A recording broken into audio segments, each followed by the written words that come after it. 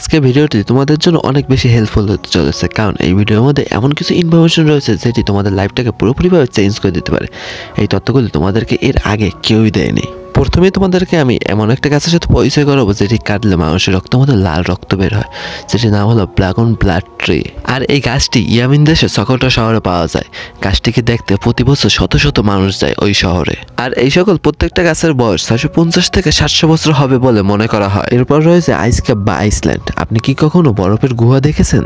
যদি না দেখে থাকেন তাহলে চলুন আমাদের সাথে আজকে বরফের গুহাটি ঘুরে আসবেন। এটি এমন একটি গুহা যেটির কথা আপনি কমই শুনেছেন। এই গুহাটি ইউরোপে একটা দ্বীপ আইসল্যান্ডে অবস্থিত। গুহাটির দৈর্ঘ্য 320 ফুটেরও বেশি। গুহাটার মধ্যে উপর থেকে নিচ পর্যন্ত যেখানে যা রয়েছে সবকিছু পিওর বরফ দিয়েই তৈরি। এটি মানতে হবে প্রকৃতির এক অনন্য বিশ্ব। এখানে কিছু কিছু প্রচলিত কথা আছে, 20 মিনিটের বেশি কেউ এখানে দাঁড়িয়ে থাকতে পারবে না, মানে জমা একদম বরফ হয়ে যাবে। আর এই গুহাটির রং কখনো সাদা এবং কখনো নীল, মানে বিভিন্ন ধরনের কালার বদলায়। আর এই কারণে এটা সৌন্দর্য বৃদ্ধি পায়। যেমন তাজমহলেরও কিন্তু দিনে 4 বার রং বদলায়। যাই হোক, আমরা আইস ক্যাপে ফিরে আসি।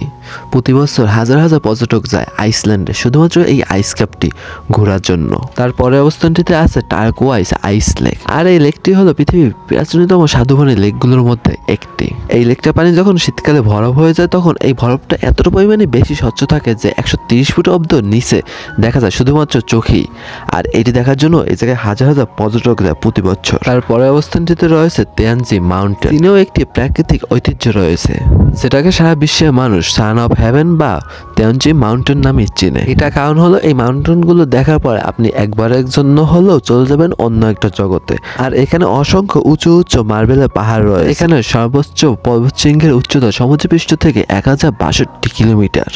আরেকটা বৈশিষ্ট্য হলো এখানকার আবহাওয়া প্রত্যেকটা মুহূর্তেই বদলে যায়। তবে চীন সরকার কিন্তু এই পুরো সৌন্দর্যটাকে দেখার জন্য কেবল তারের ব্যবস্থা করেছে এবং পাহাড়ের সাহায্যে পাহাড়ের মধ্য দিয়ে কিন্তু তারা পথ তৈরি করেছে।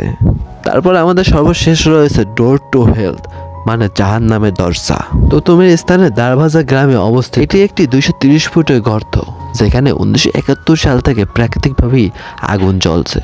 তো গাইস, তোমরা তো এই পর্যন্ত ভিডিওটা দেখে ফেলেছো।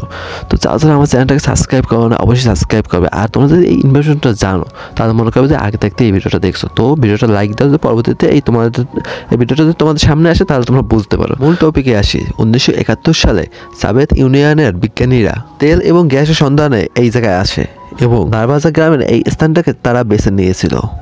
তারা এখানে যখন ড্রিলিং শুরু করে তার কিছুক্ষণ পরে এই জায়গাটা ভেঙে পড়ে যায়, যার পরেই 230 ফুট চওড়া এবং 65 ফুট গর্ত তৈরি হয়। এই ঘটনাটির কারণে কারো প্রাণহানি হয়নি, বাট এখান থেকে অনেক পরিমাণের মিথেন গ্যাস বের হতে শুরু করে। গ্যাসগুলো বন্ধ করতে তাদের হাতে 2টি উপায় ছিল, হয় গর্ত বন্ধ করা নয়তো আগুন ধরিয়ে দেওয়া। বিজ্ঞানীরা দ্বিতীয় উপায়টি বেছে নেয়, আগুন ধরিয়ে দেওয়া। এরপর যেই না তারা আগুন ধরিয়ে দেয় তখন থেকে এই পর্যন্ত অনবরত আগুন জ্বলছে। তো ভিডিওটা কেমন লাগলো অবশ্যই কমেন্ট করে জানাবে। দেখা হচ্ছে নেক্সট ভিডিওতে। ততক্ষণ পর্যন্ত তোমরা ভালো থাকো, সুস্থ থাকো, নিজে এবং পরিবারের খেয়াল রাখো। আল্লাহ হাফেজ। আর চ্যানেলটাকে সাবস্ক্রাইব করতে ভুলবে না।